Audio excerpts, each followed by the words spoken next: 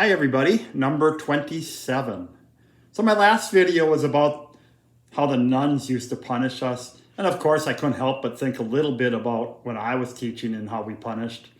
We didn't really have corporal punishment like the nuns.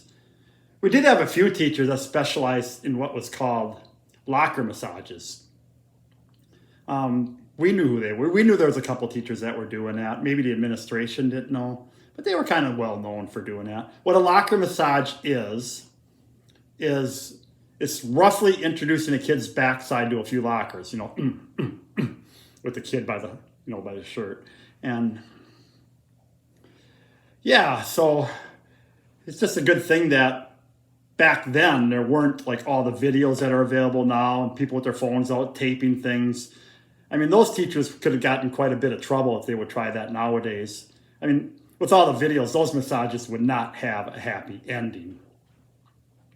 I didn't punish a lot myself.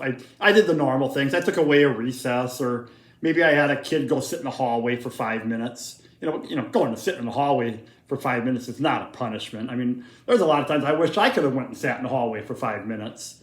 But I was pretty laid back.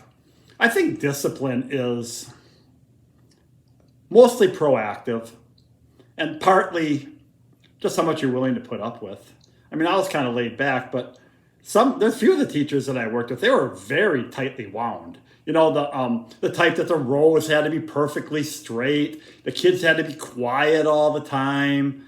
They were just they were very strict. And I would say they were wound tighter than spandex on a 300-pound person at the Y. And as an aside, a wise person once told me don't go near those people because you never know when they're going to pop. But me, I never really viewed kids as it natural to sit straight and sit quiet. I viewed kids as wigglers and movers and hanging loose. I kind of pictured them as mini Gumbies. If that sounds weird, but yeah, just loose and all that. Although comparing them to Gumby might be a stretch. But I never had rows, hardly ever had rows. I mostly let the kids sit in pods. You take 4 desks, you make a square out of them and let the kids sit together, because I always thought interacting was a big part of education.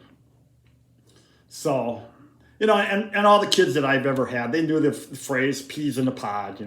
I said it a lot, we used it a lot. I'd be like, hey, you peas over in that pod, be quiet, things like that. And so, yes, I let them sit in pods. Them interacting with each other didn't really bother me. I was fine with everything, as long as they didn't actually pee in their pod.